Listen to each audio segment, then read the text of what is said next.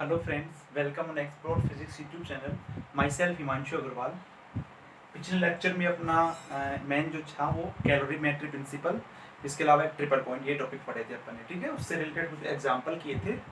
तो ये previous lecture का कोई होमवर्क क्वेश्चन है, पहले इसको सॉल्यूशन करते हैं, फिर अपन नेक्स्ट लेक्चर में आज एक बहुत ही इंपॉर्टेंट टॉपिक पढ़ेंगे, लिक्विफिकेशन ऑफ गैस। गैस को लिक्विफाई कैसे करते हैं, उसमें जो टेम्परेचर होता है उसको क्रिटिकल टेम्परेचर बोलते हैं, वो निकालते कैसे हैं, क्रिटिकल प्रेशर कैसे निकालते हैं, क्रिटिकल वॉल्यूम कैसे निकालते हैं, क्योंकि उससे रिलेटेड एग्जाम में बहुत बार क्वेश्चन पूछा गया है।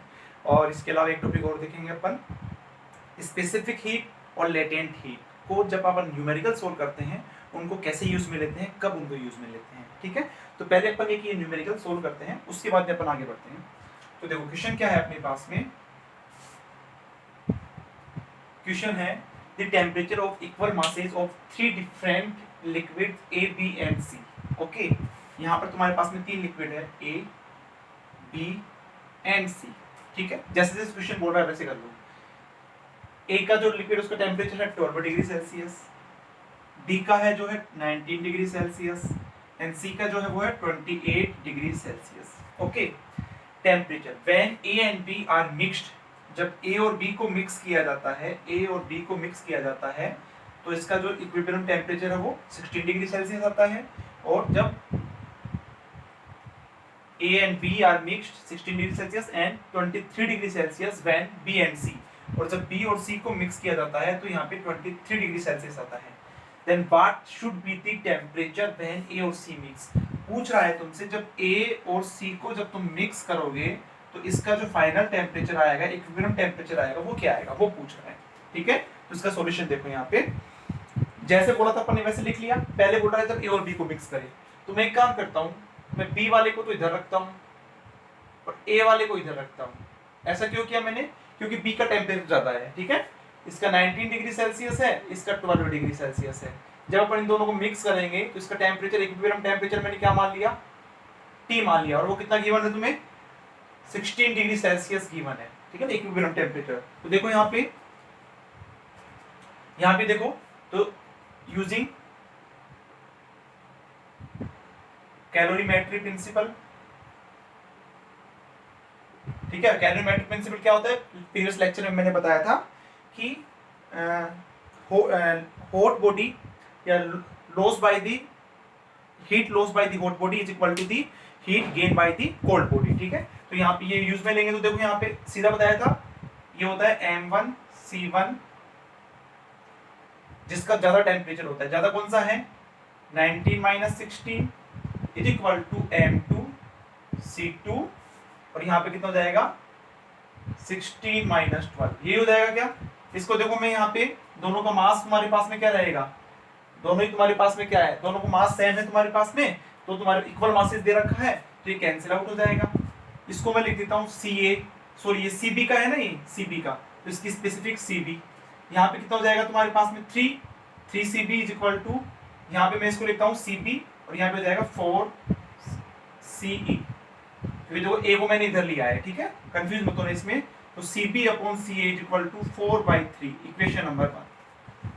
ठीक है, अब मैं क्या करता हूँ, B और C को मिक्स करता हूँ, B और C को। ठीक है, तो यहाँ पर तुम्हारे पास में इधर कौन सा लिखोगे जिसका टेम्परेचर ज्यादा है, C का टेम्परेचर, ये C मान लिया, ये B मान लिया, ये 28 डिग्री सेल्सियस है और ये तुम्हारे पास में 19 डिग्री सेल्सियस है। इसका इक्विलिब्रियम टेम्परेचर कितना दे रखा है तुम्हें, 23 डिग्री सेल्सियस। तो वापस अपन कैलोरीमेट्री प्रिंसिपल यूज में लेंगे, तुम्हारे पास देखो क्या आ जाएगा, कैलोरीमेट्री प्रिंसिपल यूज में लोगे तो M, दोनों का मास सेम है तो M लिख देता हूं मैं यहाँ पे, CC heat, specific heat for C system. ठीक है, और यहाँ पे कितना लिखूंगा मैं, 28 - 23 इज इक्वल टू MCB 23 - 19, ये हो जाएगा तुम्हारे पास में, M से M कैंसिल आउट हो जाएगा, तो CC/CB इज इक्वल टू कितना जाएगा, यहाँ 5 बचेगा, यहाँ पे 4 बचेगा, तो 4/5, इक्वेशन नंबर 2। ओके, नेक्स्ट क्या बोल रहा है, पूछ रहा है जब अपन A और C को मिक्स करेंगे तो तुम्हारे पास में जो फाइनल टेम्परेचर आएगा वो कितना आएगा। तो इसको सोल्व कर लो, अपन A और C को मिक्स करना है। जब A और C को मिक्स करेंगे तो देखो बड़ा टेम्परेचर C वाला है, तो C को मैं इधर ले लेता हूँ, सी को मैंने इधर ले लिया और ए को मैंने इधर ले लिया, सी है ये ए है। इसका टेम्परेचर 28 डिग्री सेल्सियस है, इसका टेम्परेचर तुम्हारे पास में 12 डिग्री सेल्सियस है। जब इन दोनों को मैं मिक्स करूंगा तो उसका फाइनल टेम्परेचर मैं TF मान लेता हूँ, ठीक है। तो देखो यहाँ पे क्या हो जाएगा, दोनों का मास तो इक्वल है, इक्वल मास इस क्वेश्चन में दे रखा है MCC 28 minus TF is equal to MCA TF minus 12।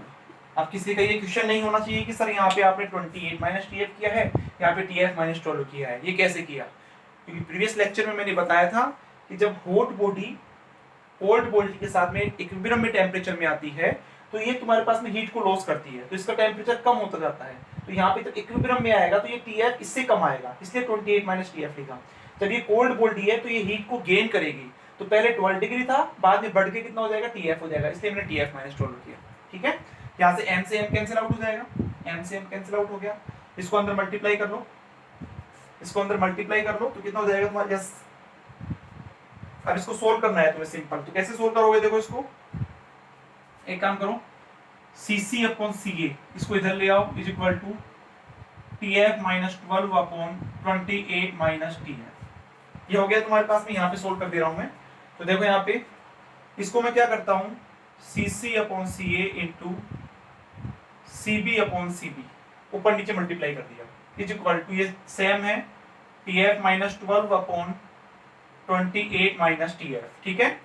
अब देखो यहाँ पे CC अपॉन CB की वैल्यू तुम्हारे पास में है क्या, CC अपॉन CB की वैल्यू 4/5, CB अपॉन CA की वैल्यू 4/3 इज इक्वल टू, ये सेम आएगा 16 upon 15 is equal to TF minus 12 upon 28 minus TF। इसको इधर मल्टीप्लाई करेंगे कितना हो जाएगा, ये 8 12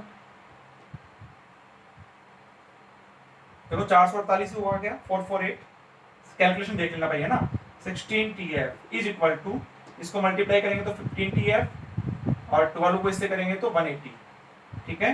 तो ये इधर जाएगा तो 31 TF इज इक्वल टू, ये इधर आएगा तो ये हो जाएगा तुम्हारे पास में प्लस जुड़ेगा ये, है ना। तो 400 500 500 628, तो TF बराबर हो जाएगा 628 अपॉन 31, ये हो जाएगा 20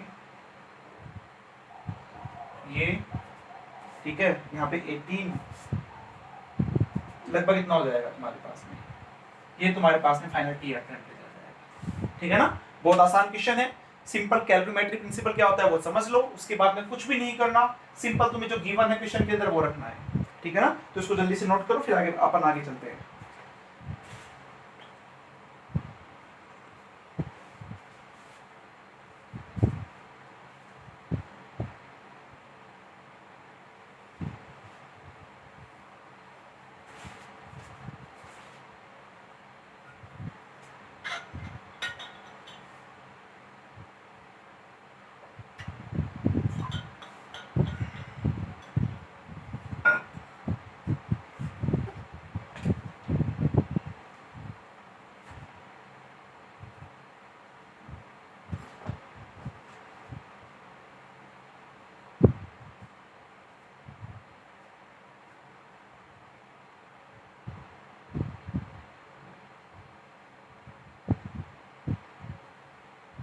हो गया, हो जाएगा, बर्फ कर रहा हूं यहाँ पे, नोट कर लेना इसको।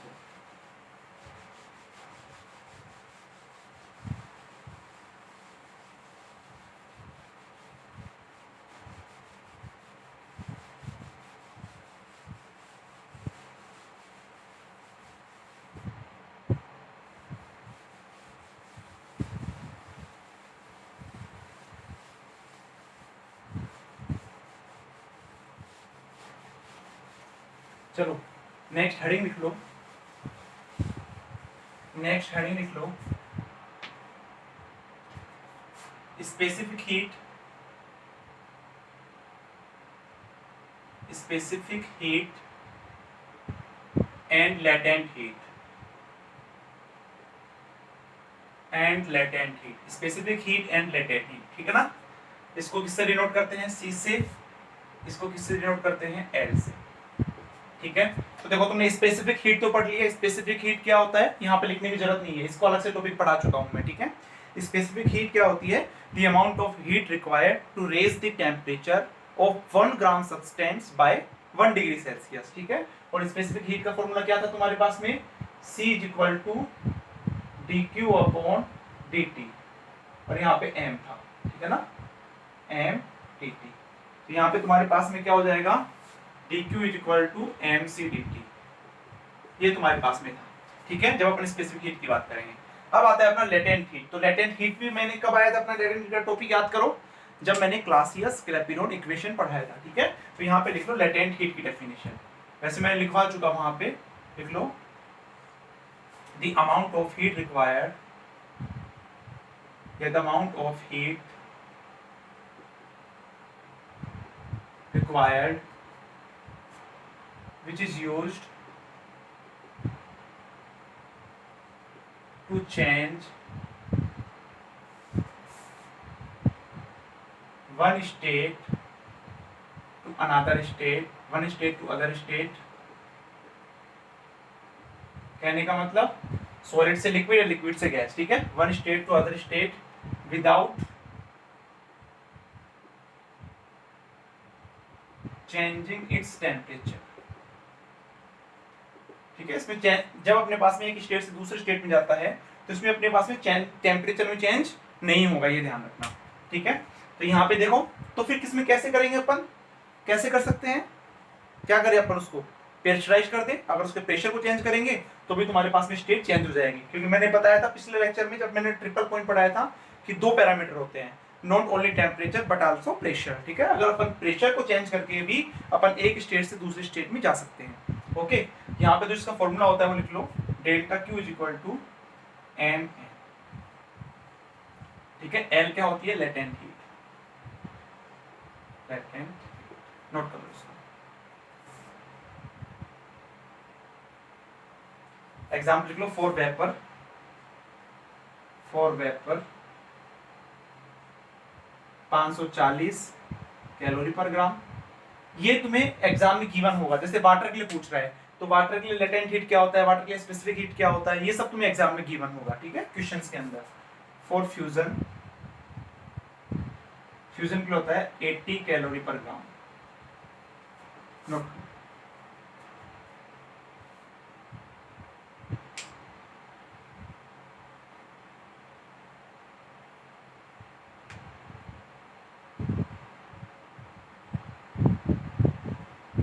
हो गया? चलो, ये फॉर्मूला याद हो जाएगा। ठीक है, अब जो मैं नोट लिखवा रहा हूं वहीं से क्वेश्चन होगा तुम्हारा। ठीक है, तो वो नोट लिख भी लेना और उसको ध्यान से समझ भी लेना। लेटेंट हीट और स्पेसिफिक हीट से रिलेटेड मैं एक नोट लिखवा रहा हूं, वो नोट को तुम्हें समझना भी है और लिखना भी है। ठीक है, नोट करके लिख लेना, वेरी इंपॉर्टेंट है। ठीक है, वेरी इंपॉर्टेंट, इसको तुम्हें ऑलवेज रिमेंबर, हमेशा याद रखना है। जब एग्जाम होती है तभी नहीं, मान लो तुम कल भी कुछ भी कर रहे हो तुम, तो भी तुम्हें याद रखना है। ठीक है, मान लो तुम कोई काम कर रहे हो, तुम्हें अचानक से दिमाग में आ गया कि ये नोट क्या था, तो वो याद होना चाहिए, इसलिए मैंने लिखा है ऑलवेज रिमेंबर। ठीक है, देखो इनका याद करने का तरीका बहुत अच्छा है। ठीक है, मेरे पास में बहुत सारे ऐसे क्वेश्चंस आते हैं स्टूडेंट्स के कि सर इतना बड़ा सिलेबस अभी थर्मो में चल रहा है, इसमें इतना ज्यादा अपने को याद करने के लिए हो गया, तो अपन जैसे आगे आगे सब्जेक्ट्स पढ़ेंगे, 9 सब्जेक्ट पढ़ेंगे, तो याद कैसे किया जाएगा? उसका बहुत अच्छा तरीका है कि तुम शॉर्ट नोट्स बनाओ, और उन शॉर्ट नोट्स को ऐसा नहीं है कि मान लो जब तुम पढ़ रहे हो तभी देख रहे हो। ठीक है, मान लो कहीं पे तुम ट्रेवलिंग कर रहे हो, ठीक, कहीं पे तुम जा रहे हो, अभी तो नहीं जाओगे वैसे, अभी तो कोरोना की वजह से घर पे ही रहोगे, लेकिन फिर भी मान लो कभी तुम जा रहे हो, अगर तुम्हारे पास में शॉर्ट नोट्स है, एक छोटी सी डायरी है, तो उस डायरी तुम अपने पॉकेट के अंदर या अपने बैग के अंदर ले जा सकते हो। मान लो ट्रेवलिंग कर रहे हो तो वहाँ पे डायरी को खोला, शॉर्ट नोट्स अगर तुमने बना रखा है, मान लो तुम्हें 1 घंटे की ट्रेवलिंग करनी है, तो उस 1 घंटे के अंदर तुम पूरे शॉर्ट नोट्स को रिवाइज कर सकते हो। ठीक है, तो ये अब जैसे मैं हूँ, ठीक है, तो मुझे जैसे थर्मो के अब जैसे आइसोबैरिक, आइसोकोरिक, एडियाबैटिक जो भी पढ़ा अपन ने, पहले स्पेसिफिक हीट, इंटरनल एनर्जी, सब कुछ मुझे याद है। क्यों याद है? क्योंकि जब भी मुझे टाइम मिलता है तो ऐसा नहीं है कि जैसे ठीक है मेरा जीआरएफ हो गया, गेट हो गया, बार्क हो गया, जेस्ट हो गया, टीएफआर हो गया, सारे एग्जाम क्वालिफाई हो गए तो मैंने छोड़ दिया, ऐसा नहीं है। जब भी मुझे टाइम मिलता है तो मैं इन चीजों को देखता हूँ, तो ऐसे ही तुम्हें देखना है, ठीक है ना। चलो नोट क्या लिखना है, एक तो इधर तो लिखना स्पेसिफिक हीट, स्पेसिफिक हीट, इधर लिख लेना लेटेंट हीट, लेटेंट हीट, ठीक है। ये कब यूज में लोगे और ये कब यूज में लोगे, इसमें लिख लेना। इसमें क्या होता है, इसमें होता है state same, state same but temperature difference. इसमें क्या होता है, different state, different state, state different होगी, टेम्परेचर क्या रहेगा, सेम रहेगा, टेम्परेचर सेम, ठीक है। अगर ये कंडीशन होती है तो तुम्हें क्या यूज में लेना है, स्पेसिफिक हीट, अगर ये कंडीशन होती है तो लेटेंट हीट, ठीक है। नेक्स्ट फॉर्मूला क्या लगाओगे इसमें, dq is equal to mc dt, इसमें क्या लगाओगे, dq is equal to ml।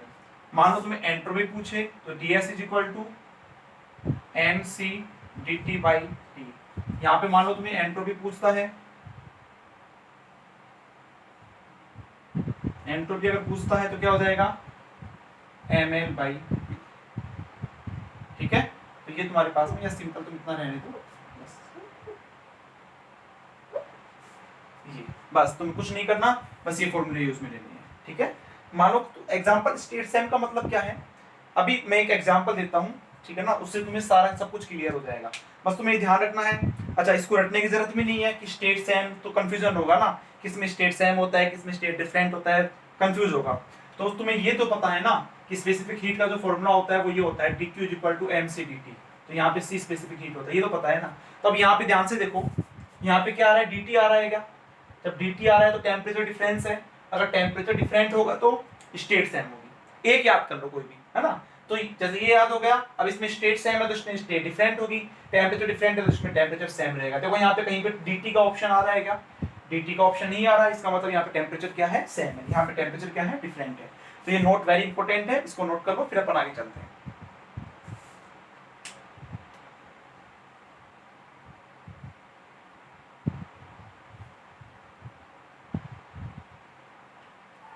देखो एक एग्जांपल के तौर पे बताता हूं मैं, अभी क्वेश्चन नहीं करवा रहा हूं, एक एग्जांपल बताता हूं कैसे स्टेट सेम है, कैसे टेम्परेचर डिफरेंस है, ये देखते हैं है ना।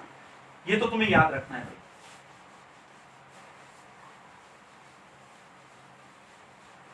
और इनको याद करने का तरीका यही है कि इनको बार बार रिवाइज करो।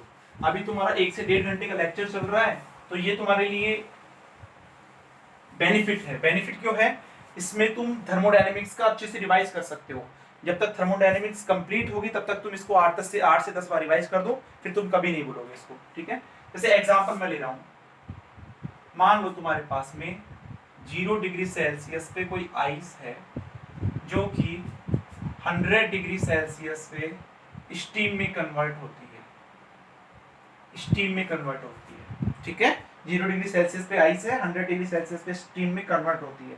तो देखो यहाँ पे सबसे पहले इसके सॉल्यूशन में, सबसे पहले तुम्हारे पास में क्या है, 0 डिग्री सेल्सियस पे क्या है, आइस है, क्या है 0 डिग्री सेल्सियस। ये आइस सबसे पहले किस में कन्वर्ट होगी, ये आइस सबसे पहले सीधा क्या इसमें कन्वर्ट हो जाएगी क्या, सीधा कन्वर्ट नहीं होगी, सबसे पहले ये 0 डिग्री सेल्सियस में ही वाटर में कन्वर्ट होगा, ठीक है। उसके बाद में क्या होगा, वाटर जब ये बन जाएगा फिर ये वाटर ही रहेगा कब, 100 डिग्री सेल्सियस तक। फिर जब ये वाटर 100 डिग्री सेल्सियस आ गया, उसके बाद में किस में कन्वर्ट होगा, स्टीम में कन्वर्ट होगा 100 डिग्री सेल्सियस। ये होगा तुम्हारे पास प्रोसेस, ठीक है। अब देखो यहाँ पे सबसे पहले मैं इसकी बात करता हूँ, यहाँ से लेके यहाँ तक की, ठीक है। जल्दी से बताओ मुझे, टेम्परेचर सेम है या डिफरेंस है, देखो दोनों में टेम्परेचर सेम है क्या, टेम्परेचर सेम है। स्टेट क्या है, पहले आइस थी और फिर वाटर बन गया, यानी कि यहाँ पे तुम्हारे पास में state different, temperature same. Temperature same होता है, स्टेट डिफरेंट क्या यूज में लेते हैं, delta Q is equal to M L, latent heat वाला फॉर्मूला यूज में लेंगे। नेक्स्ट देखो, जब मैं इससे इसमें जाता हूँ, इससे इसमें जाता हूँ, तो यहाँ पे देखो क्या है तुम्हारे पास में, इससे इसमें जाते हैं तो वाटर से वाटर, स्टेट सेम है क्या, स्टेट सेम है, टेम्परेचर 0 से 100 गया है तो टेम्परेचर क्या है तुम्हारे पास में, डिफरेंट है। तो यहाँ पे कौन सा लेंगे अपन, delta Q is equal to M C D, ये यूज में लेंगे। नेक्स्ट देखो जल्दी से, जब मैं इससे इसमें जाऊंगा, इससे इसमें जाऊंगा, तो यहाँ पे तुम्हारे पास में देखो स्टेट डिफरेंट आ रही है क्या, स्टेट डिफरेंट है, टेम्परेचर, टेम्परेचर क्या है, सेम है। तो टेम्परेचर सेम है, स्टेट डिफरेंट है, तो delta Q is equal to क्या यूज में लेंगे, ऐसा अपने क्वेश्चंस के अंदर करेंगे। ठीक है, अपन देखेंगे स्टेट सेम है, टेम्परेचर डिफरेंट है तो स्पेसिफिक हीट वाला फॉर्मूला यूज में लेंगे। अगर स्टेट डिफरेंट है, टेम्परेचर सेम है, तो अपन क्या करेंगे, लेटेंट हीट वाला फॉर्मूला यूज में लेंगे। ठीक है, तो इसको नोट कर लो। अगर ये तुम्हें एग्जांपल समझ, अच्छा 0 डिग्री सेल्सियस आइस से सीधा स्टीम में कन्वर्ट होगा क्या, भाई पहले 0 डिग्री सेल्सियस आइस से 0 डिग्री सेल्सियस वाटर में कन्वर्ट होगा, फिर 0 डिग्री वाटर से 100 डिग्री वाटर में कन्वर्ट होगा, फिर वाटर से स्टीम में कन्वर्ट होगा 100 डिग्री सेल्सियस पे। ठीक है ना, तो इसको नोट करो, फिर क्वेश्चंस करते हैं अपन।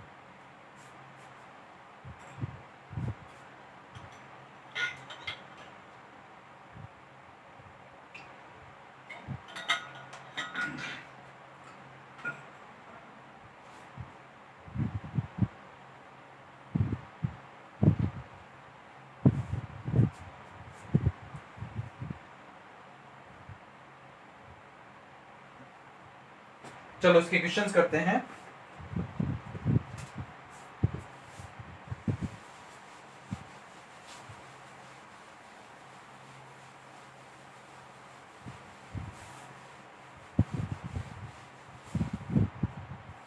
क्वेश्चन लिख लो, determine the change in entropy.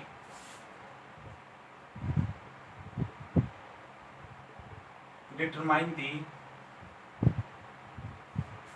change in entropy, determine the change in entropy when 10 gram of ice, when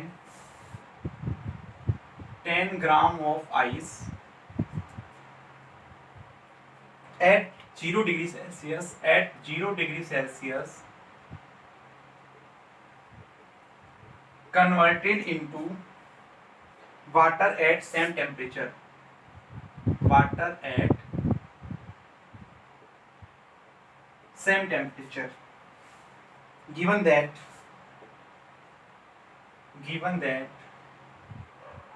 the latent heat of fusion is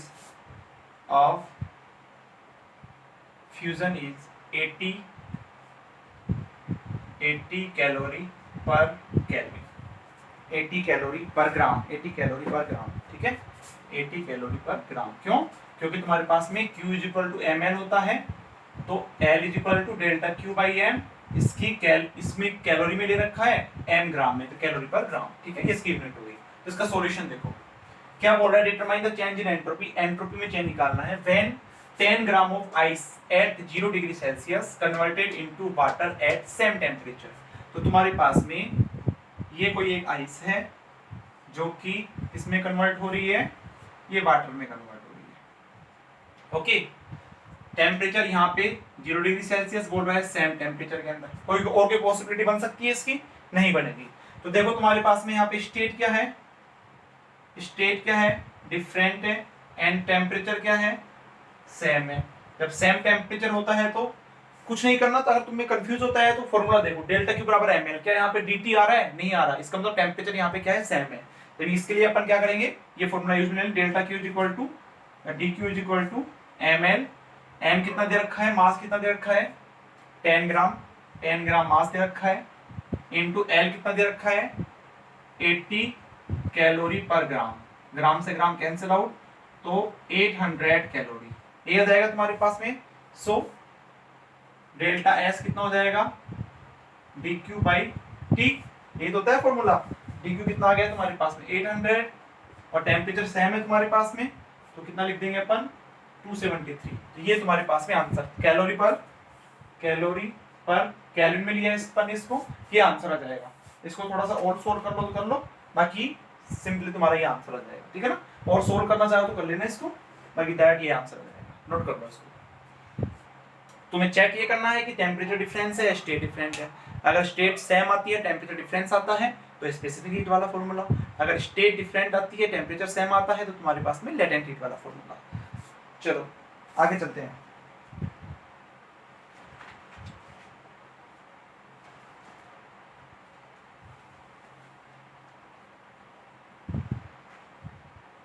हो गया ना?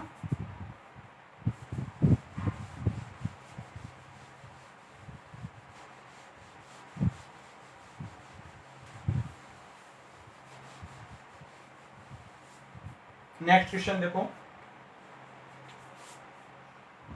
नेक्स्ट क्वेश्चन है 5 kilogram of water, 5 kilogram of water at 0 degree Celsius, at 0 degree Celsius is mixed with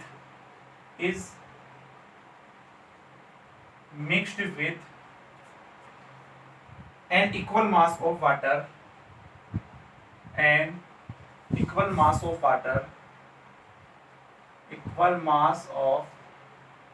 water at 80 degree Celsius, at 80 degree Celsius. Calculate the change in entropy. Calculate the change in entropy. Change in entropy. Specific heat. Specific heat of water. Of specific heat of water may be assumed to be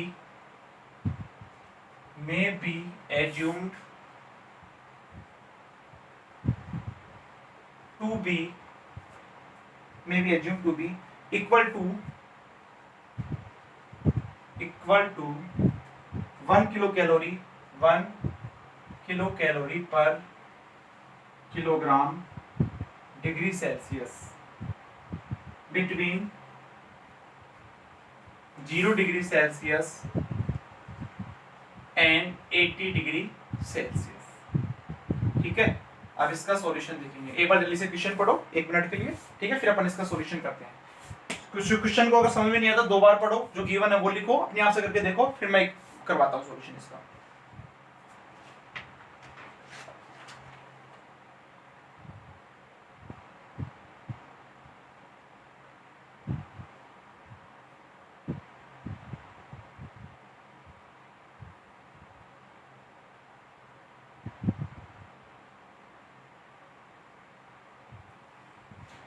ऐसा question तो शायद मैंने previous lecture में करवाया था मैंने, ठीक है ना। देखो सिंपल सा है, क्या बोल रहा है, 5 kilogram of water at 0 degree Celsius is mixed with an equal mass of, mass equal दे रखा है, वाटर एट 80 डिग्री सेल्सियस।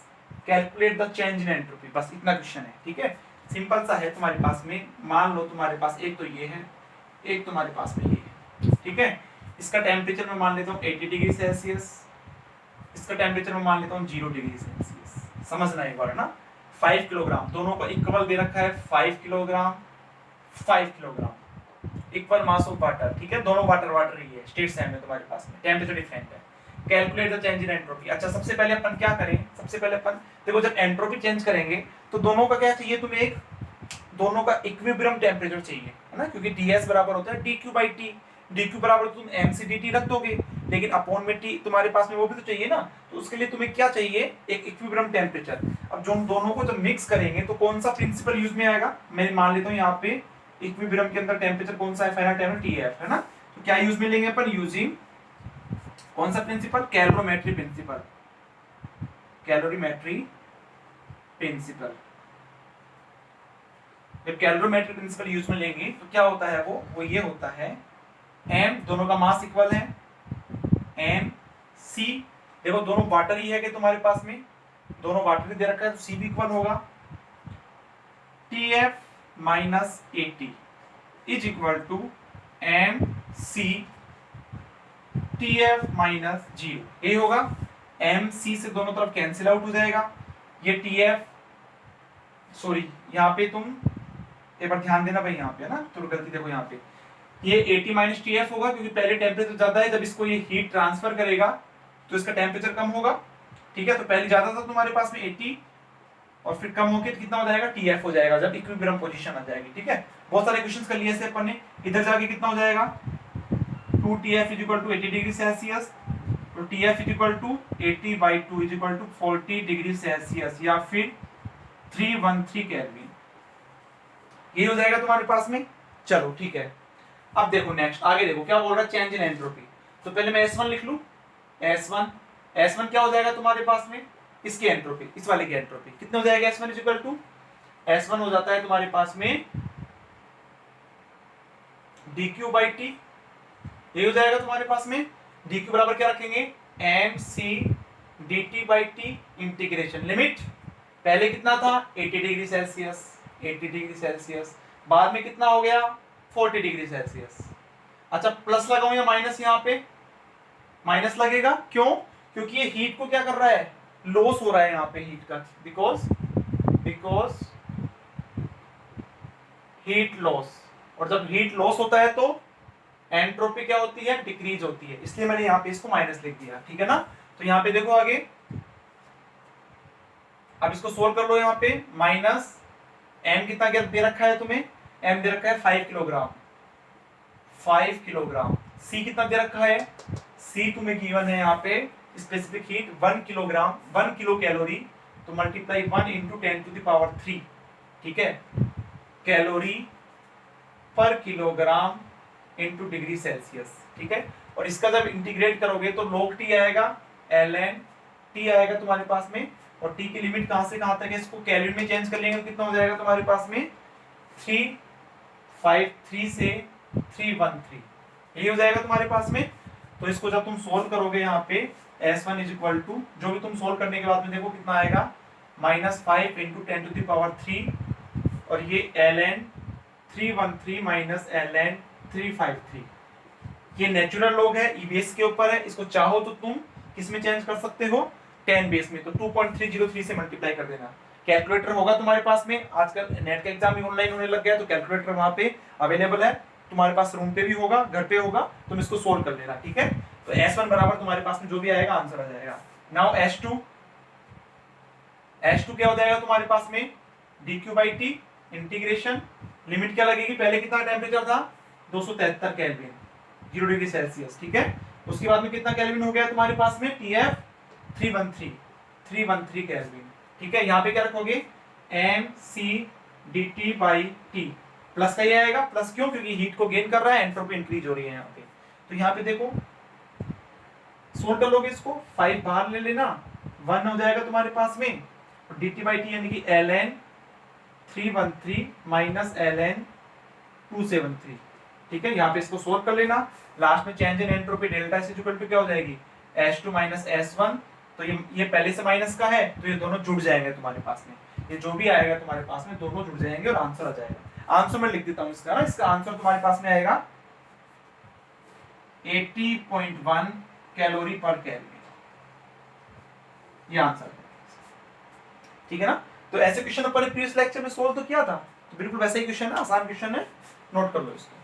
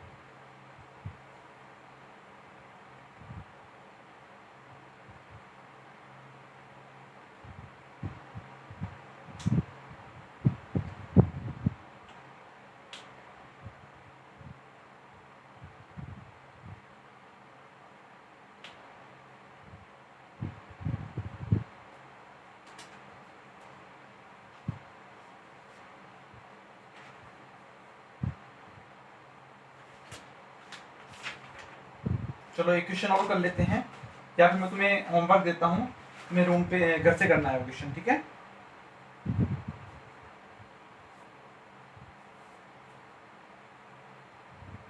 लिख लो क्वेश्चन।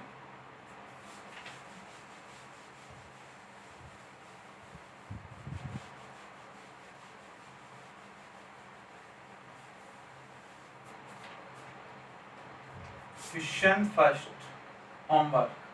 क्वेश्चन क्या है? Calculate the increase in entropy, calculate the increase in entropy when 1 kilogram of ice, when 1 kilogram of ice at minus 10 degree Celsius, at minus 10 degree Celsius is converted into steam, is converted into steam at 100 degree Celsius, at 100 degree Celsius. Specific heat of ice, specific heat of ice is equal to है 0.5 kilo calorie पर kilogram into degree Celsius, ठीक है ना। ध्यान रखना ये unit जो मैं लिख रहा हूं। latent heat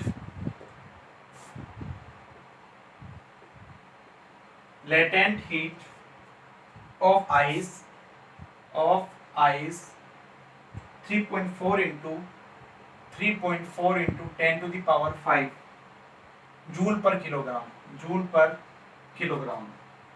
latent heat of steam, latent heat of steam ये दे रखी है तुम्हें 22.68 into 10 to the power 5 joule पर किलोग्राम, ठीक है। ये तुम्हें गिवन है और ये भी गिवन है कि 1 कैलोरी इक्वल टू, ये तुम्हें पता भी होना चाहिए, 4.2 जूल होता है। तुम्हें इसका आंसर सॉल्यूशन बताना है। इसका सॉल्यूशन किसमें, उसके यूनिट है तुम्हारे पास में सॉल्यूशन की, कैलोरी पर केल्विन के अंदर तुम्हें आंसर बताना है इसका, ठीक है। तो ये तुम्हारे लिए होमवर्क क्वेश्चन है, इसको होमवर्क से करना है। चलो इसको जल्दी से नोट करो, फिर अपन नेक्स्ट टॉपिक देखते हैं, very very important topic.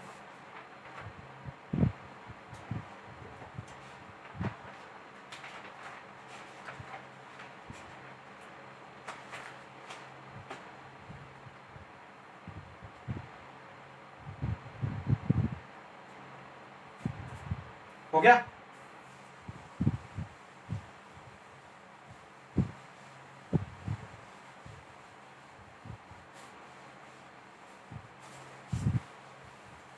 Next topic लिख लो, liquefaction of gas.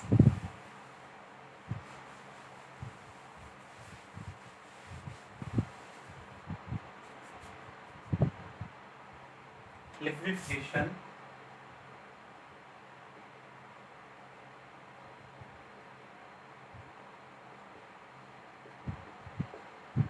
Of gas, liquefaction of gas very important topic. अच्छा मैं यहाँ पे लिक्विफिकेशन ऑफ आइडियल गैस लिख दूं क्या? लिक्विफिकेशन ऑफ आइडियल गैस लिख दूं यहाँ पे?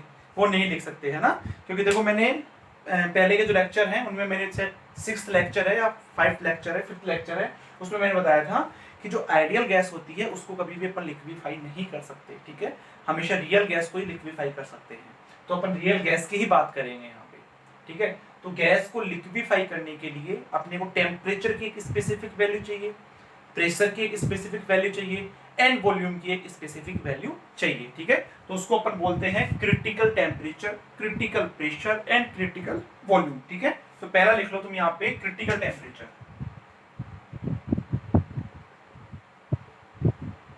क्रिटिकल टेम्परेचर मैं डेफिनेशन लिखा देता हूँ, बाकी डेफिनेशन पूछते नहीं है, ठीक है। अपने तो मेन जो है वो अपन इसका कैलकुलेशंस करेंगे, कैसे अपन क्रिटिकल भी गैस दे रखी है, गैस की इक्वेशन दे रखी है, कैसे उसका क्रिटिकल टेम्परेचर, क्रिटिकल प्रेशर या क्रिटिकल वॉल्यूम निकालते हैं, ठीक है। तो देखो क्रिटिकल टेम्परेचर क्या होता है, टेम्परेचर की ऐसी वैल्यू जिस एक ऐसी पर्टिकुलर वैल्यू जिसके कम टेम्परेचर पे ही गैस को लिक्विफाई किया जा सकता है। या फिर दूसरी डेफिनेशन, टेम्परेचर की एक ऐसी स्पेसिफिक वैल्यू जिससे ऊपर की वैल्यू पर, जिससे ऊपर के टेम्परेचर पर उस गैस को लिक्विफाई नहीं कर सकती है। ठीक है, तो बात तो वही आ गई तुम्हारे पास में, तो लिख लो definition.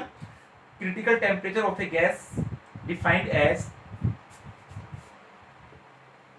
critical temperature of a gas defined as that temperature above which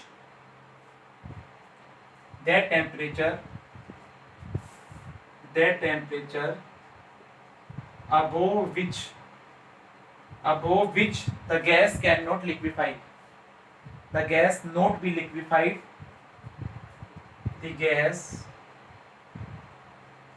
not be liquefied,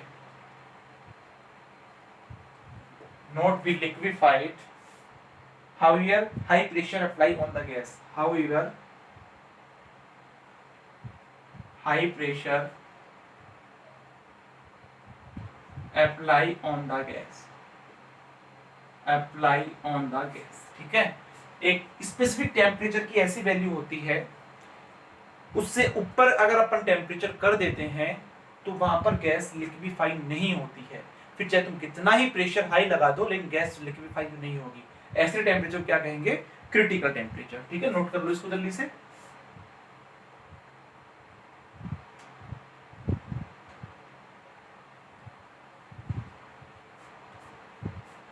हो गया, नेक्स्ट लिखो critical pressure.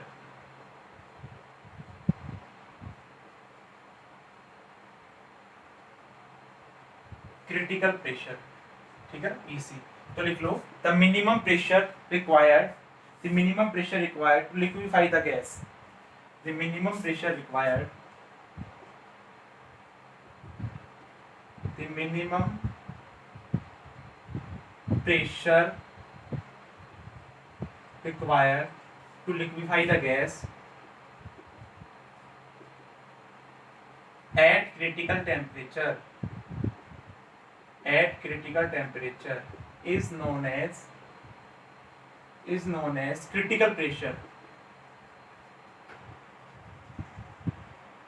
critical pressure PC। ठीक है, और नेक्स्ट तीसरा लिख लो क्रिटिकल वॉल्यूम। नेक्स्ट लिख लो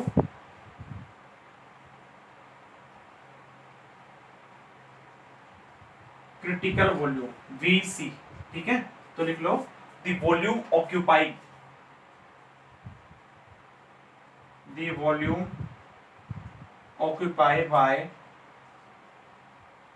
1 mole of gas, 1 mole of gas, the volume occupied by 1 mole of gas at critical temperature and pressure, at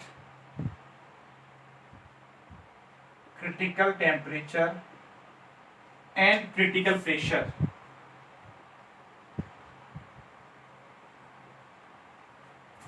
is known as critical volume VC, is known as VC, critical volume। ठीक है, तो simple सा है, critical temperature क्या होगा? Temperature की एक ऐसी स्पेसिफिक वैल्यू होगी, उससे कम अगर टेम्परेचर करते हैं तो वो गैस क्या हो जाती है? लिक्विफाई हो जाती है। क्रिटिकल प्रेशर क्या होता है? The minimum required pressure at which gas will be liquefy, gas liquefy हो जाएगी वहां पर जहां पर टेम्परेचर क्या रहेगा तुम्हारे पास में? क्रिटिकल रहेगा। वॉल्यूम क्या होता है? क्रिटिकल वॉल्यूम क्या होता है कि अब क्रिटिकल टेम्परेचर कर दिया, क्रिटिकल प्रेशर कर दिया, तो उस गैस द्वारा जो तुम्हारे पास में जो वॉल्यूम ऑक्यूपाई होगा by at critical temperature and critical pressure, that volume is called as critical volume. ठीक है, तो ये डेफिनेशंस थी। कहीं पे तुम्हें पूछा जाए कि डेफिनेशन क्या होती है तो तुम बता सकते हो। अपना जो मेन मोटिव है वो ये है कि एक सिंपल गैस दे रखी है, गैस की इक्वेशन दे रखी है, तो उसके लिए critical temperature, critical pressure, critical volume कैसे निकालते हैं। ठीक है, तो इसको जल्दी से नोट कर लो, फिर मैं वो निकालना सिखाता हूँ।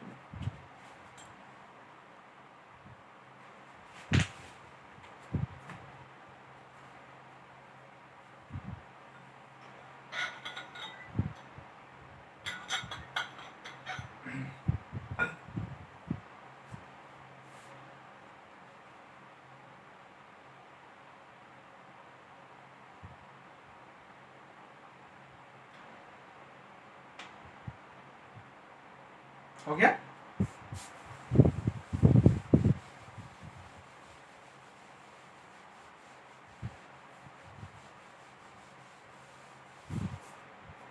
देखो वान डर वाल गैस इक्वेशन,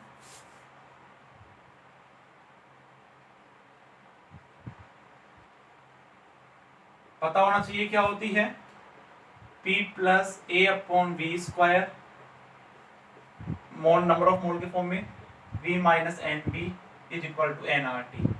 ठीक है ना, ये एग्जाम में पूछा है, सिर्फ गैस का इक्वेशन ही पूछा है एन मोल्स के लिए। ठीक है, तो यहाँ पे ये लिख लो, gases show ideal behaviour, gases shows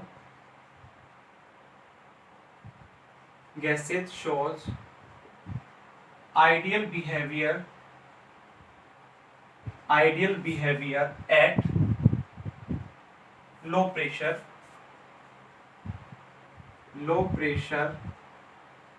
low density and high temperature।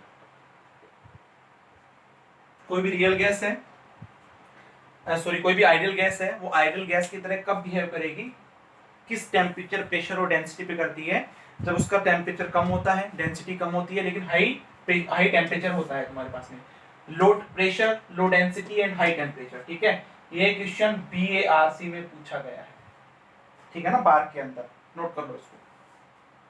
Option ऐसे आते हैं, gases shows ideal behaviour at, option A low pressure high density high temperature, option B low pressure low density low temperature, option C high pressure low density high temperature, option D low pressure low density high temperature. ठीक है, 3 number का question, तो note कर लो ये जल्दी से।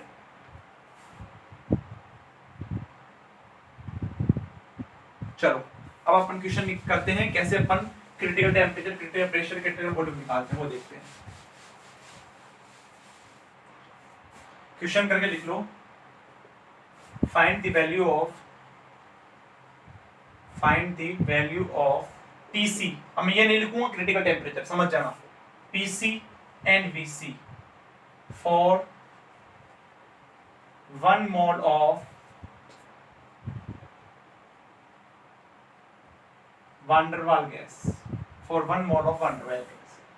अब तुम्हें मैं ये सोल्व करवाऊंगा, एक क्वेश्चन और सोल्व करवाऊंगा, नेट में आया होगा, उसके बाद में तुम्हें क्या करना है, क्वेश्चंस को घर पे सोल्व करना है। एक दो क्वेश्चन मैं घर से करने रूम पे घर से करने के लिए दूंगा, वो तुम्हें होमवर्क क्वेश्चन करने हैं, तो कोशिश करना कि ये वाला अच्छे से समझना, बाकी अपने आप समझ में आ जाएगा, बहुत आसान है। ठीक है, तो देखो सबसे पहले तो रियल गैस इक्वेशन क्या होती है, या वान डर वाल गैस इक्वेशन क्या होती है, रियल गैस इक्वेशन किसके लिए लिखना है, 1 मोल के लिए, तो क्या हो जाएगा, P plus A upon V square V minus B is equal to RT, ये होती है तुम्हारे पास में।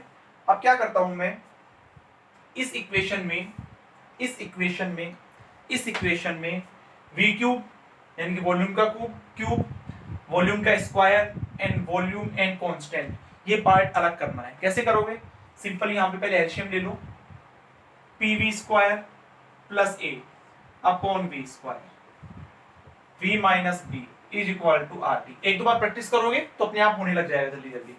अब V स्क्वायर एलसीएम आएगा, मतलब V स्क्वायर दोनों के अपोन में है तो इधर जाएगा, तो RT V स्क्वायर हो जाएगा, इसको अंदर मल्टीप्लाई कर दो, तो देखो यहाँ पे PV क्यूब, इसको इससे करेंगे, माइनस PB V स्क्वायर, इसका हो गया, अब इसका इससे करेंगे, प्लस AB माइनस AB हो गया, is equal to RT V square, V square को मैं इधर ले गया।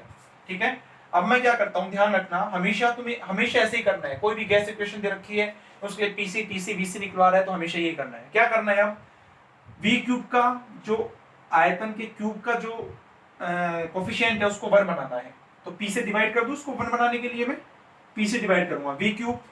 अब देखो V स्क्वायर, ये भी V स्क्वायर आएगा, इसको इधर लाएंगे तो माइनस V स्क्वायर हो जाएगा, लेकिन प्रेशर से पूरे इक्वेशन में डिवाइड भी कर दूंगा, साथ ही साथ में कर रहा हूं मैं, है ना, तो लिख लेना एक लाइन,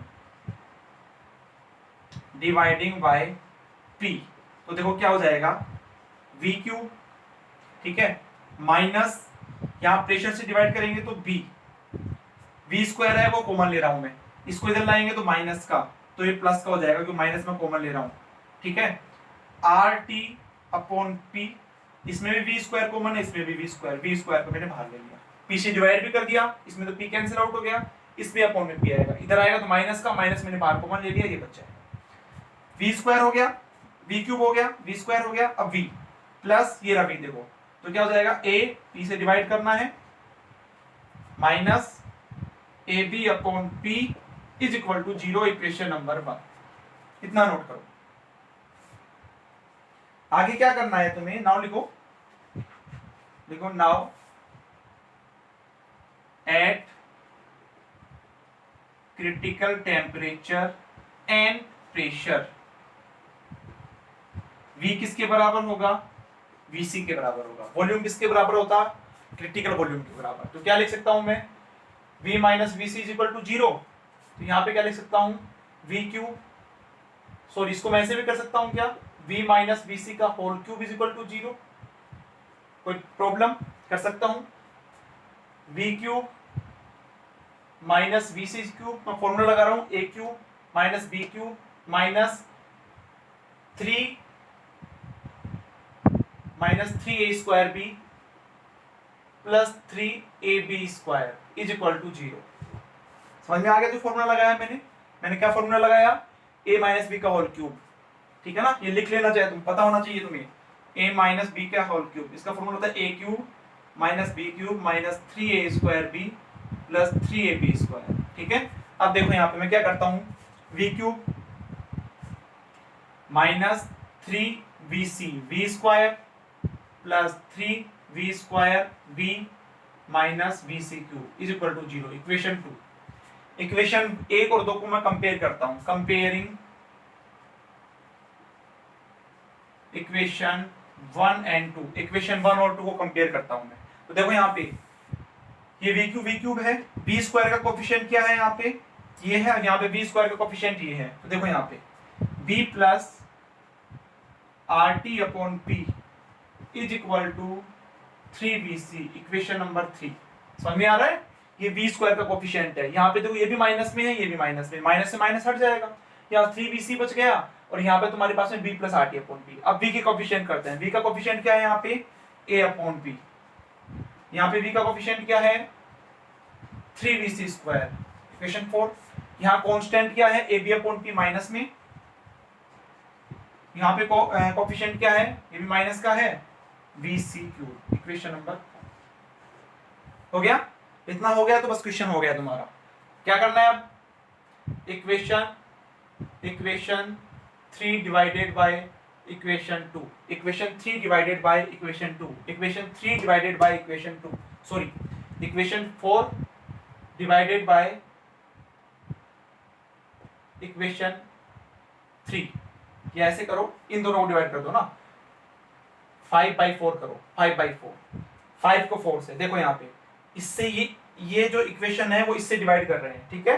तो क्या हो जाएगा, देखो यहाँ पे लिखोगे डिवाइड करके, डायरेक्ट लिख दूं, चलो मैं लिख देता हूँ, ऐसे तुम्हें कंफ्यूजन होगा, is equal to A B upon P, upon में ए अपॉन पी, तो पी ऊपर चला जाएगा, अपॉन में ए, यही तो आ जाएगा, पी से पी कैंसिल, ए से ए कैंसिल, वी स्क्वायर से वी कैंसिल, तो वीसी बराबर कितना आ गया 3b।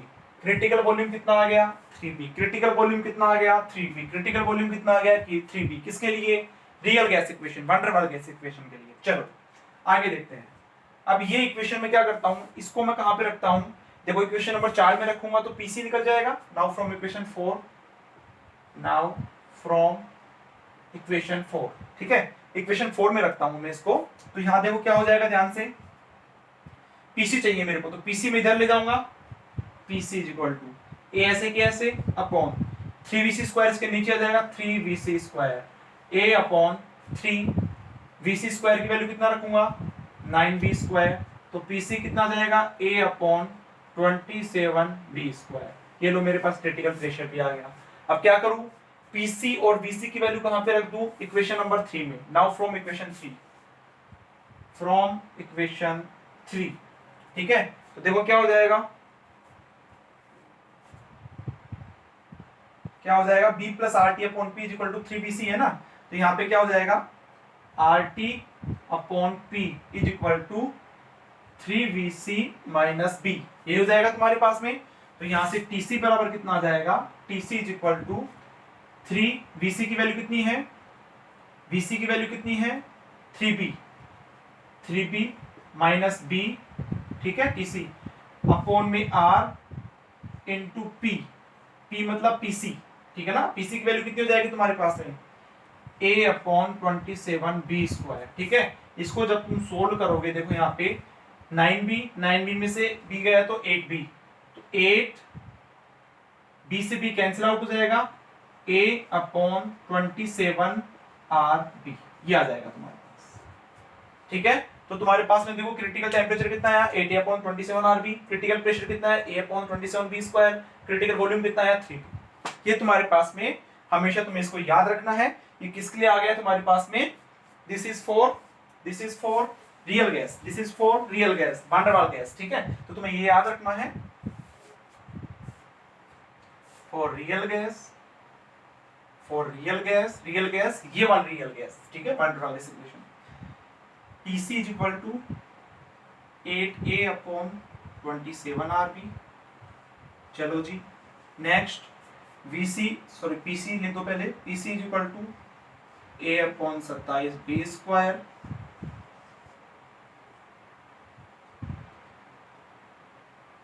VC is equal to 3B।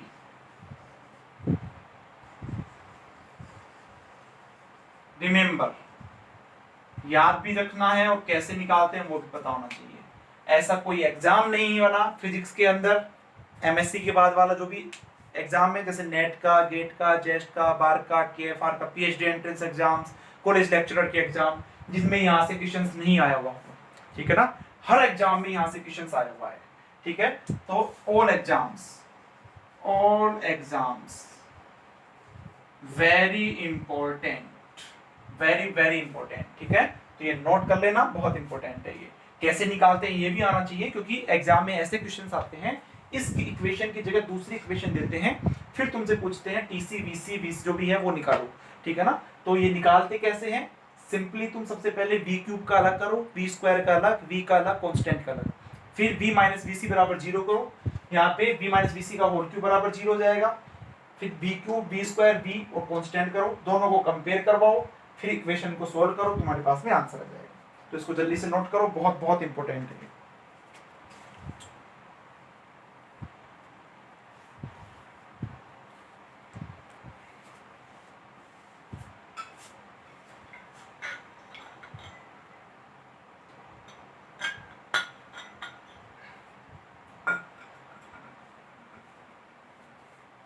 हो गया,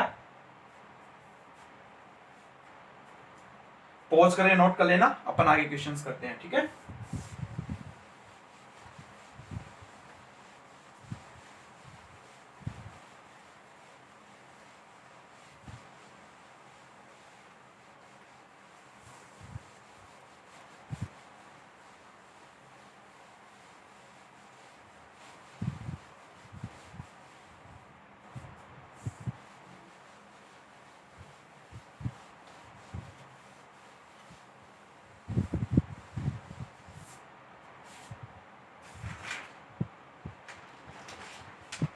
चलो क्वेश्चन करते हैं, नेट में पूछा हुआ है, ठीक है।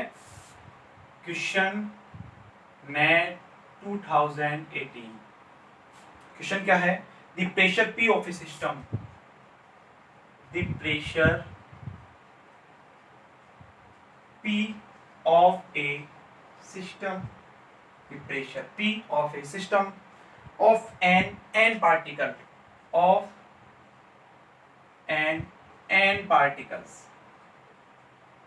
n particles contain in a volume V, contain in a volume V at temperature T is given by, at temperature T is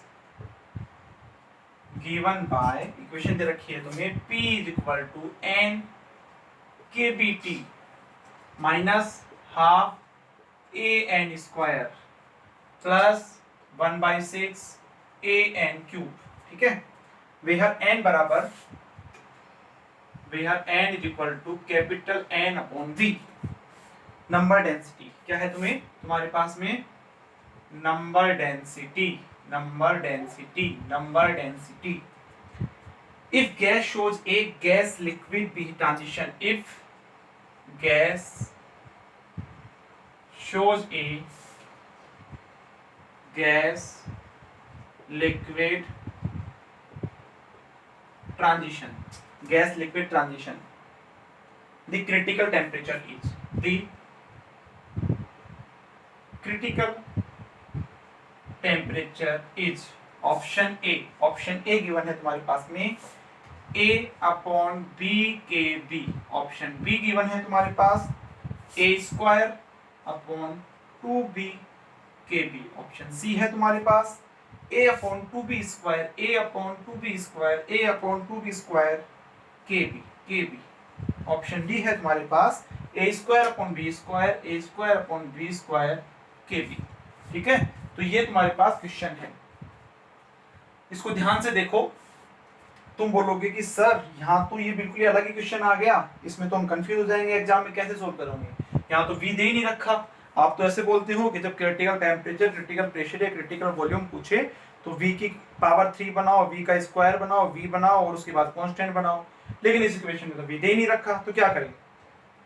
देखो भाई ध्यान से दे रखा है, ठीक है ना, अगर तुम इसको ध्यान से देखोगे तो नहीं दे रखा, अगर इसको ध्यान से देखोगे तो दे रखा है, अगर ध्यान से नहीं देखोगे तो नहीं दे रखा, ठीक है ना। देखो चलो सोल्व करते हैं इसका सॉल्यूशन।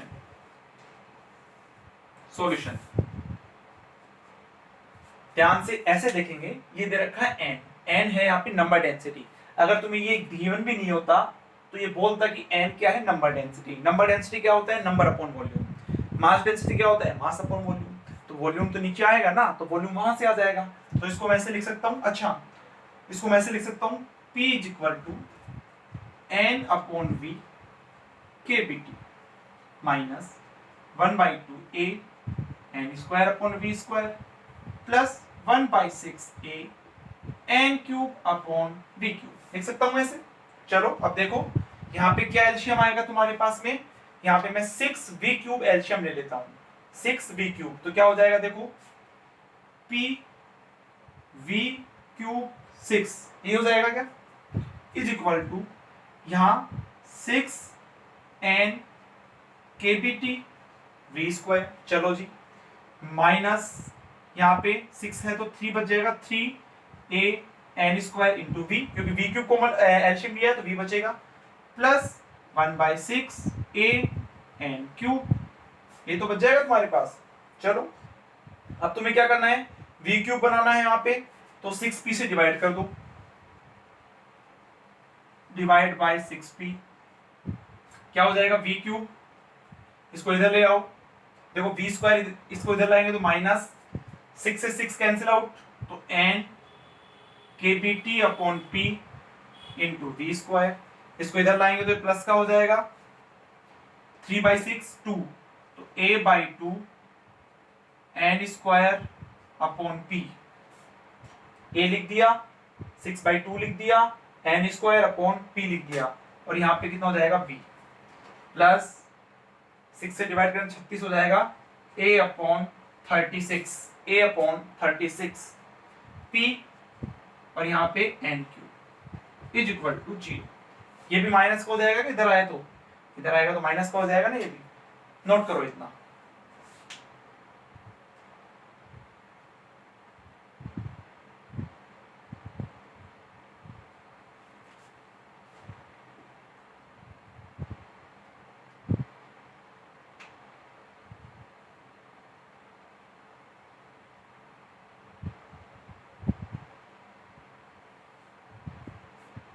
देख लो यहाँ पे है ना कहीं कुछ, अच्छा एक चीज ध्यान से देखना है यहाँ पे, एक बार ध्यान से देखना भाई, थोड़ा सा गलत हो गया। यहाँ पे जब मैं 6v क्यूब एल्शियम लूंगा, 6v क्यूब एल्शियम लूंगा, तो यहाँ पे 6 थोड़ी आएगा, an क्यूब ही बचेगा, यहाँ पे तुम्हारे पास में क्या बचेगा, ओनली 6 ही बचेगा। समझ में आ रहा है, जब 6v क्यूब एल्शियम लूंगा तो 6v क्यूब तो इधर चला जाएगा, ठीक है, और यहाँ पे तुम्हारे पास में 6 आ जाएगा, यहाँ पे 2 3 आ जाएगा, ये 6v क्यूब तो आएगा नहीं, an क्यूब भी तो बचेगा, an क्यूब अपॉन 6 भी आएगा। अब सही है, अब चेक कर लो, n K B T by P, ठीक है।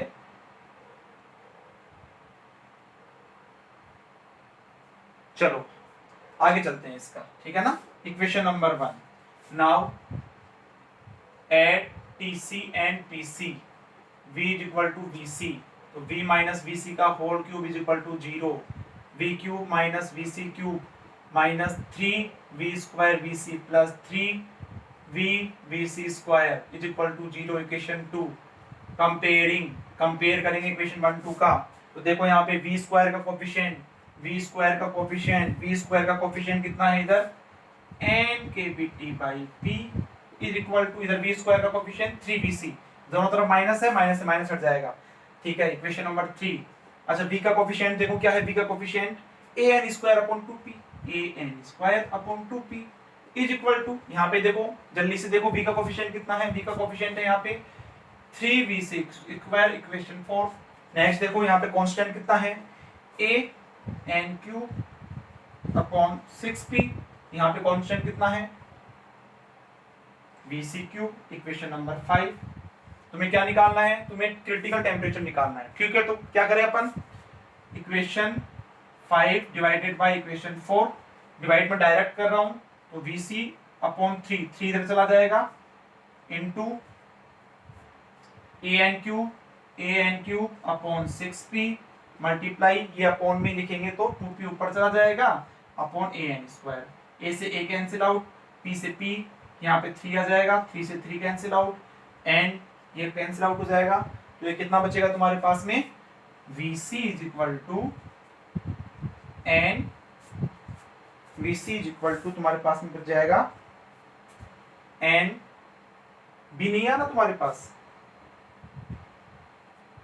एक बार चेक कर लो भाई, है ना, ये इक्वेशन सही लिखी है क्या मैंने, 1/6, एक बार सॉरी यहाँ पे चेक कर लेना, एक बार यहाँ पे इसको सही कर लेना भाई, इसको मैं बी लिखूंगा, यहाँ पे बी गिवन है ना, ये बी गिवन है, तो ये इसलिए तो ऑप्शन में बी कैसे नहीं आ रहा, यहाँ पे भी तुम्हारे पास में बी गिवन है, यहाँ पे भी तुम्हारे पास में बी एन क्यूब आएगा, यहाँ पे भी बी आएगा, ठीक है। यहाँ पे ये ठीक है, ये ठीक है, कांस्टेंट वाले में क्या आ जाएगा, बी आ जाएगा, चलो ठीक है, कोई बात नहीं, ज्यादा गलती नहीं हुई। यहाँ पे भी तुम्हारे पास में क्या आएगा, बी आएगा, तो ये कैंसिल आउट नहीं होगा, तो क्या हो जाएगा, बी एन अपॉन ए, ये बी सी आ जाएगा, ठीक है ना, B C is equal to B N upon A. चलो now from equation 4, equation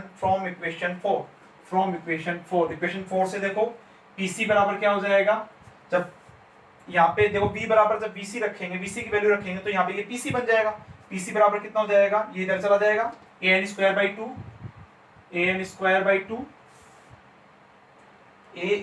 by 2 upon 3vc square upon में 3vc स्क्वायर, vc स्क्वायर कितना है, b square n square upon a square, ये ऊपर चला जाएगा, तो कितना हो जाएगा तुम्हारे पास में, n स्क्वायर से n स्क्वायर कैंसिल आउट हो गया, a cube upon 6b square, this is pc, जो कि अपना काम आएगा, बाकी यहाँ पर पूछा नहीं है, ठीक है। Now tc, now from equation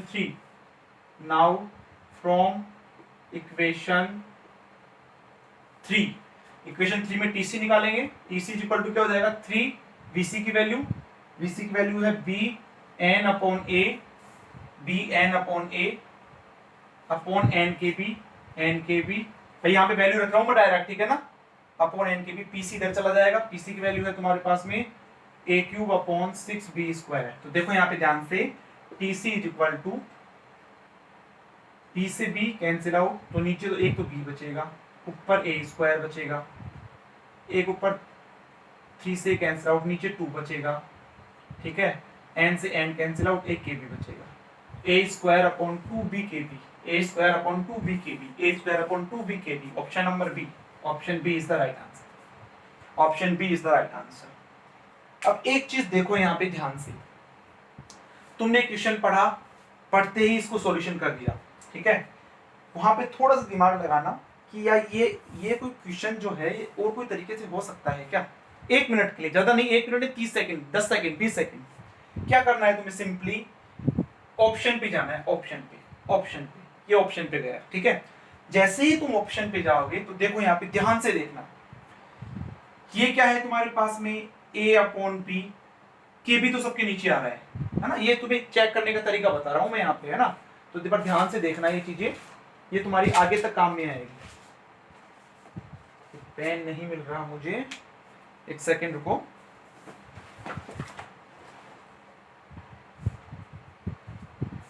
चलो कोई बात नहीं, ठीक है। देखो यहाँ पे मैं जो बोलना चाह रहा हूं ना उसको ध्यान से सुनना। ऐसे तुम एक क्वेश्चन नहीं बहुत सारे क्वेश्चंस करोगे, ये तो बार नोट कर लो, ठीक है। ये जैसे ही नोट कर लोगे मैं इसको मिटा रहा हूं, नोट कर लेना इसको। अब ध्यान से सुनना इसको, ठीक है ना। इसका मैं सेकंड मेथड लिख रहा हूं, सेकंड मेथड मैं जल्दी से ऑप्शन लिख रहा हूं। ऑप्शन ए क्या है, a अपॉन बी के बी। ऑप्शन बी क्या है, a square upon 2b K B. Option C क्या है, a upon 2b square K B. And option D क्या है, a square upon b square K B. ये गिवन है तुम्हें, ठीक है। अब इसको तुम ध्यान से देखोगे ना, ध्यान से देखो यहाँ पे के बी तो सबके नीचे बराबर है क्या, के बी के बी के बी। अच्छा यहाँ पे क्या है तुम्हारे पास में a अपॉन बी, यहाँ पे क्या है a स्क्वायर अपॉन बी, यहाँ पे क्या है a अपॉन बी स्क्वायर, यहाँ पे क्या है a square upon B square. देख लिया ध्यान से, समझ गए इसका मतलब मैं यहाँ पे क्या कहना चाह रहा हूं, समझ गए।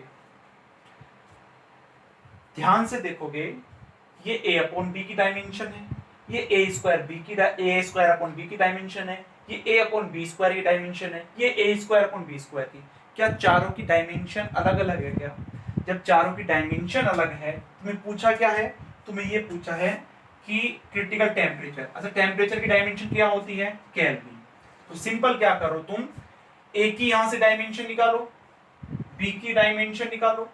जब a और b की डायमेंशन निकालिए, के बी तो सब में सेम है ही तुम्हारे पास में, और जब a और b की डायमेंशन निकाल लिए, के बी की डायमेंशन कितनी होती है बोल्ट्जमैन कांस्टेंट की, हाँ E इज इक्वल टू होती है के बी टी। तो के बी की डायमेंशन हो जाएगी जूल पर केल्विन, ठीक है। तो के बी की डायमेंशन तुम्हें पता है, a और b की डायमेंशन निकालो और डायमेंशन से सॉल्व करो, तुम्हारा 2 मिनट या 3 मिनट के अंदर आंसर आ जाएगा ऑप्शन बी, ठीक है। तुम एक काम करना, ये तुम्हारे लिए होमवर्क है, ये होमवर्क है तुम्हारे लिए कि इसको डायमेंशनली सोल्व करना है और मुझे कमेंट करके बताना है। अगर कमेंट करके बताओगे कि सर नहीं आया, तभी मैं नेक्स्ट लेक्चर में करवाऊंगा ये वाला, नहीं मैं नहीं करवाऊंगा, ठीक है ना। तुम्हें कमेंट करके बताना है कि सर ये आया या नहीं आया। चलो ठीक है, नोट हो गया ये, जल्दी से इसको नोट कर लो।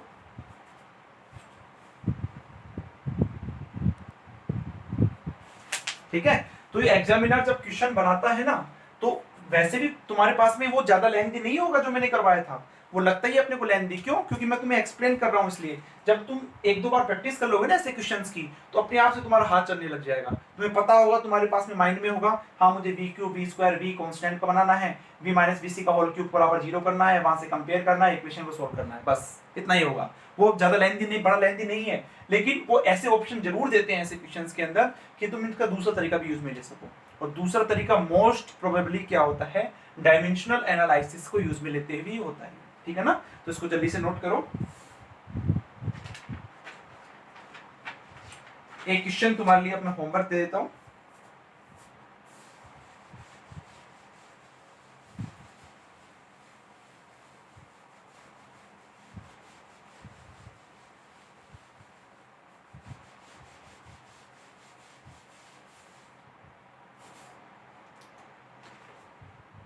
एक क्वेश्चन है नेट दिसंबर 2019, नेट दिसंबर 2019। क्वेश्चन क्या है, the pressure P of a gas.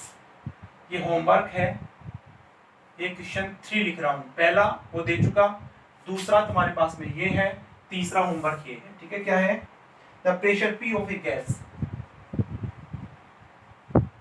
The pressure P of a gas depends on number density, depends on number density, row of particle, number density रो दे रखा है, ठीक है। and the temperature TH, and temperature TS, P is equal to, ये नीचे लिख रहा हूं, P is equal to K BT rho minus B2 minus B2 rho square plus B3 rho cube, B3 rho cube, ठीक है, where B2 and B3 are positive constant, where B2 and B3 is equal to constant, है ना, positive constant है। Let TC, rho C and PC, let TC, rho C and PC denote critical temperature, denote critical temperature, critical number density, critical number density and critical pressure respectively, and critical pressure respectively. The ratio of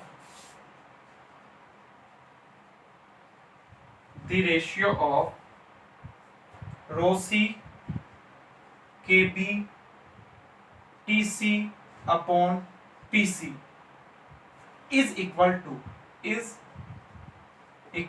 to option A है तुम्हारे पास 1/3, option B है तुम्हारे पास 3, option C है तुम्हारे पास 8/3 and option D है तुम्हारे पास भी 4। ये 4 ऑप्शन है, ठीक है। तो ये तुम्हारे लिए होमवर्क क्वेश्चन है।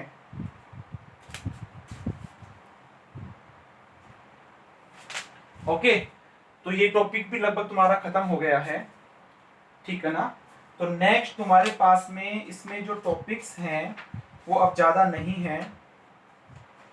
इसमें देखा जाए तो मोटे मोटे तौर पर देखा जाए तो 2 टॉपिक है, ठीक है। एक तो है तुम्हारे पास में फेज ट्रांजिशन, जिसमें first order phase transition, second order phase transition ये पढ़ेंगे। एक है तुम्हारे पास में मैक्सवेल बोल्ट्जमान डिस्ट्रीब्यूशन लॉ, ठीक है।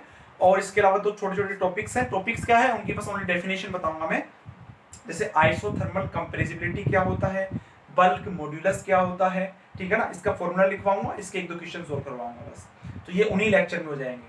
तो ये मान के चलो कि जो थर्मोडायनेमिक्स का जो लेक्चर है वो 3 या 4 लेक्चर के अंदर कंप्लीट हो जाएगी। उसके बाद में मैं एक बहुत बड़ा लेक्चर लूंगा।